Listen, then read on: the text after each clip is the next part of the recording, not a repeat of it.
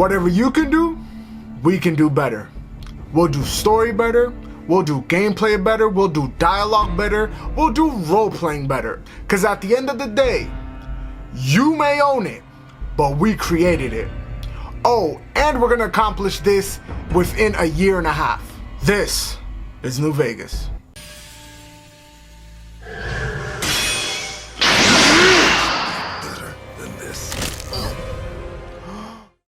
What up, everybody? Welcome to Games of Fury. I'm your host, Mike Fury, and I make informative videos just like this one, so please hit the subscribe button and hit the notification bell so you don't miss out on any future content. And as always, I have 5 categories to go through and 3 questions to be answered, so with that being said, fuego. Time to cash out. Will you get it over with? Maybe cons kill people without looking them in the face. But I ain't a fink. Dig? You've made your last delivery, kid. Sorry you got twisted up in this scene. From where you're kneeling must seem like an 18-carat run of bad luck. Truth is, the game was rigged from the start. Welcome to Sin City, where all your wildest dreams can come true for a price. We have gambling, booze, and tons of women and men waiting to fulfill your every wish, and every other player and or mercenary with a pocket full of caps. Sadly, you are a nobody. You are stuck between a rock and a hard place. You are kidnapped on one of your runs and shot in the head and buried alive, left to die in the Mojave Desert. You wake up in a doctor's house with no memory of what happened, who you are. All you can remember is a guy in a suit and a chip. So starts the manhunt that will take you across New Vegas, baby, where you will make friends, destroy your enemies, help super mutants, open up vaults, loot areas, and explore each and every single inch of this marvelous sandbox. Until you find the answers to your questions. Who shot me? Why did they shoot me? Who is Kaiser? Where is Mr. House? And what the is a platinum chip? This is a great story, you guys, especially since your decisions affect each and every part of this world, thus giving you tons of freedom to be good or bad, fight or don't fight, helped or neglect. Every single action has a reaction. Everything you do carries weight, and the desert and its families will judge. Whose side are you gonna be on? The bear or the bull? 4 years have passed since the Republic held the dam, just barely, against the Legion's onslaught. The Legion did not retreat. Across the river, it gathers strength. Campfires burn. Training drums beat. Gameplay. As an FPS, it feels dated, you guys. I gotta be honest with you. As an RPG, it feels perfect. Build who you want to be. Want to be a charismatic gunslinger who knows how to use his mouth equally as his pistols? Go right ahead. How about a demolitions expert who'd rather blow things up now and ask questions later? How about a pacifist who only knows a way of peace? You can be anything you want to be. In my personal preference, I'd rather be the second coming of Rambo himself, the living personification of the horseman of the apocalypse known as death. Cutting a bloody path of destruction and misery as I pity the living beings that get in my way. But also petting my dog, giving money to the poor, helping ghouls reach the promised land, and solving mysteries. Command a arsenal fit for a king. Guns galore, all types of melee weapons, energy weapons. Play dress up, go undercover, be a ninja or James Bond, or get your hands on some of the most powerful power armor that this world, well, at least the Fallout world, has to offer. You also have tons to do in the world. Interesting side quests, play caravan, gamble to your heart's content until you have 0 caps left. Hunt wildlife, level up, visit amazing locations, talk to interesting people, craft items, find out specific info for each and every location. There's just so much to do in New Vegas, you guys. I can literally sit here and talk for hours about how gameplay is phenomenal, but at the end of the day, this is still Fallout, you guys. It still has VATS, old world music. You know that you're gonna have to pick perks every time you level up, every other level. You know that your whole entire specials list, basically identifying your strengths, your perception, and things of that nature, is going to be at the start of the game, and you can enhance them when you have a perk to select in the intensive training, and things of that nature. It's Fallout, and it is by far the best Fallout you could possibly play.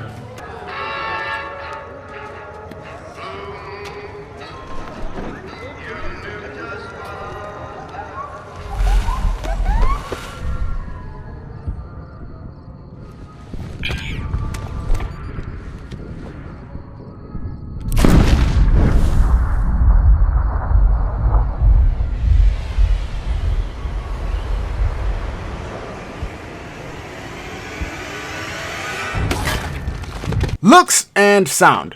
The best shades of brown ever.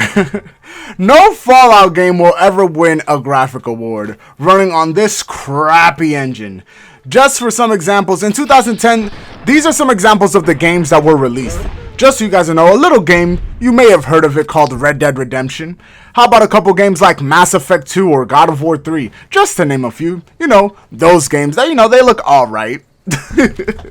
But like I said in the intro, they only had a year and a half to work on it, and this engine doesn't help anybody. And to their benefit, it looks better than Fallout 3, even though it's ever so slightly.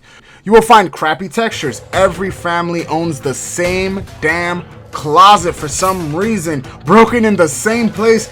But it's such a big sandbox that you don't mind any of that. The euphoria of exploring new locations will carry you throughout the whole entire game.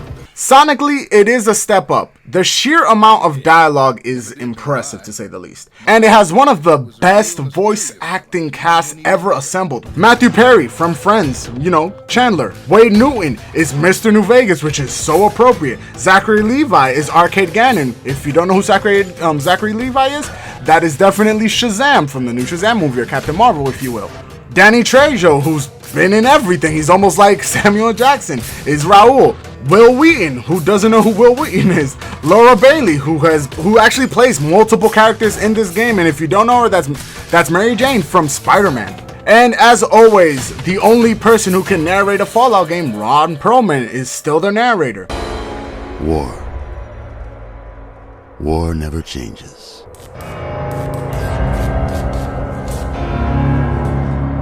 It doesn't mean that you won't find bad audio, you guys. The katana sounds are like paper cuts. It's like the weirdest sound. I don't know where they got this from. Just swing the katana around and it's just like little tiny paper cuts. It doesn't sound menacing or if you're cutting into flesh or anything like that.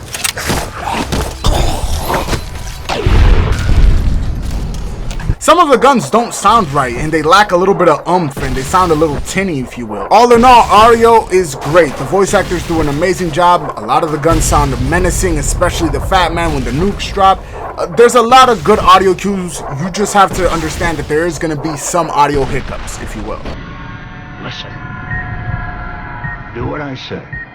Refuse, try and run, disobey me. That collar on your neck will go off and take your head with it. Gather the three as I've instructed. Use your team as I use you. One of you dies, you all die.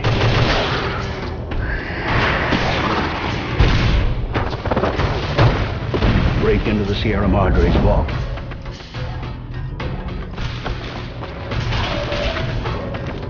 I intend to take what's inside. Do this, I'll let you go. I'll let all of you go. DLC. 6 pieces in total, 2 item packs, nothing super interesting here. One gives you items to start off with and the other adds unique weapons to the map. The gold here is what lies to the east, the west, the north, and the south. To the north, Mount Zion, also known as the Grand Canyon. The east, the haunted and legendary Sierra Madre Casino. The south, Big Mountain. And finally to the west, we have the Divide. All of them are amazing. All bring new areas, new weapons, new quests, new characters, as well as new problems to the fold. You have new enemies, new antagonists, but I will explain each and every one of them little by little. The first piece of DLC that you should be tackling is Honest Hearts.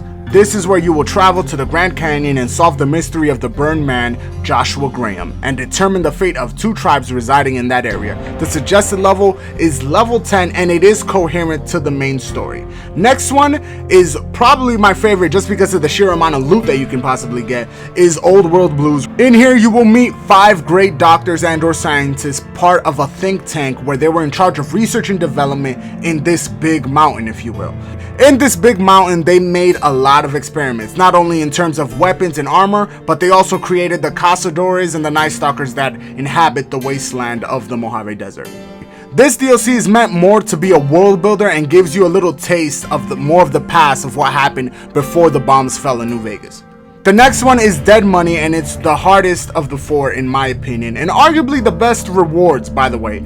You are stripped of all your gear and forced to find the legendary treasure of the Sierra Madre, which is also haunted, and add on the fact that you have an explosive collar on.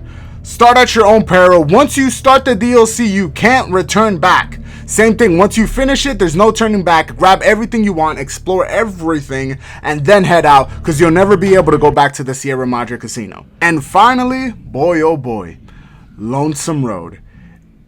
Probably my favorite DLC of all time. And mainly because I love Ulysses. Ulysses is awesome. I think he's one of the most underrated DLC and or antagonists in video game history. I don't think people talk about him enough. I think he's super eloquent, he's super smart, and has a bone to pick with you, and rightfully so.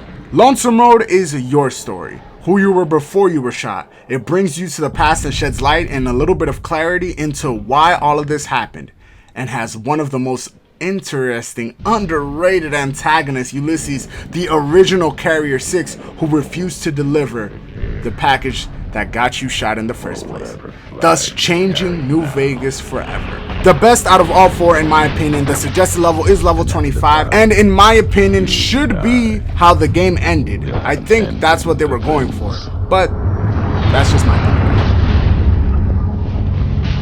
This isn't your road.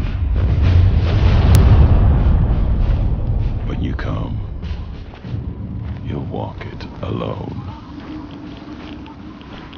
Bad. There are some things that will make you want to pull your hair out and pluck your eyebrows out and throw the freaking controller into the tall grass, never to be seen again. No running. Who makes a game with no running, fam? At all. There's no running on this map, and it's a huge map. That's why fast traveling, thank God it didn't pull a Dragon's Dogma and didn't put fast traveling in. But other than that, you have a sheer amount of jank in this game is absurd. Like, it's super, like, your guy is super stiff, by the way. Like, he got rusted joints. He's a real stifler with a stiff drink. Funny part is, it's a little better than Fallout 3. So imagine, imagine how Fallout 3 feels. And Fallout 3 is super stiff as well. Characters still get in your way, just like in Skyrim, just like in almost all but Bethesda games that have a companion. I got stuck in a mountain one time because I was jumping, and I guess I just fell through the world a little bit. And finally, the last gripe I have is glitch still exists, even in 2019. I still be glitching out, and I have experienced some crashes. We have been waiting for you. Long have we watched for a visitor to Big Mountain. What confused us is why you were still wearing your skin. So we stripped that away. You weren't using it anyway.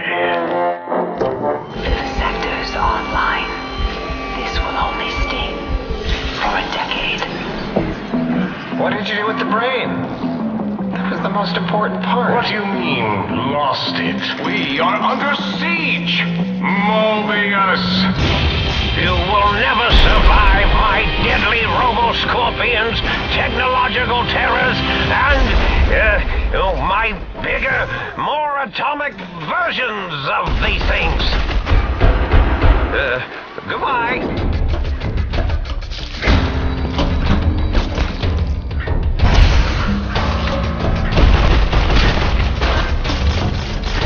Save us all, in the name of science, please.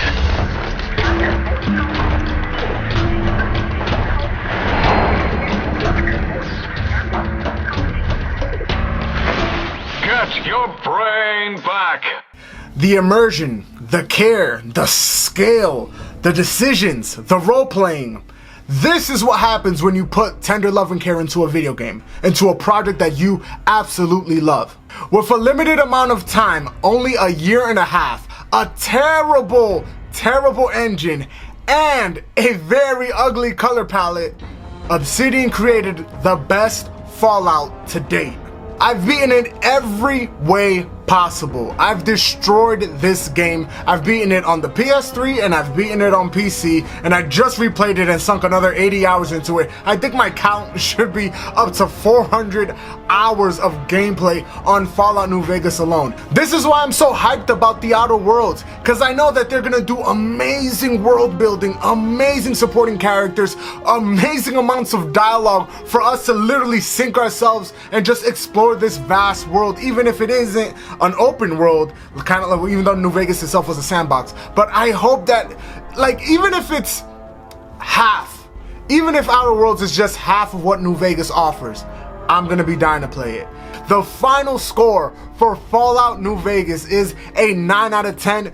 Do keep in mind, it's still gonna crash and it's still buggy, but it gives you such an, like, just the ultimate version that you can find anywhere for around $10 is just oozing with content, and it's just so worth every single dollar you can put into it. Let's talk about awards. It definitely wins bang for your buck. Hands down, it's so worth every single penny you're gonna drop into it, and it enters the pantheon of greatest RPGs of all time. In my opinion, if you disagree, that is okay. So let's go ahead and answer the questions. Is it fun? It is a complete blast to play. It is a must play for RPG lovers. If you love RPGs, if you love the little tiny details, if you love leveling up and perks like that, it is a must play.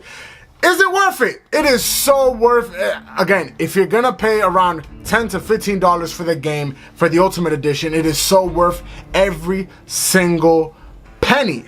And is it for you? For RPG lovers, for people who love Fallout, for people who love FPSs, for people who like complexity, storytelling, and dialogue, this is right up your alley. And that is it for today, guys. Thank you guys for watching. Don't forget to subscribe, hit the like button, comment down below. Let me know if you enjoyed the video. And as always, I am your host, Mike Fury. If you want to follow me on anywhere, Instagram, Facebook, Twitter, the links are down in the description below. Until next time, it has been my pleasure. Mike, off.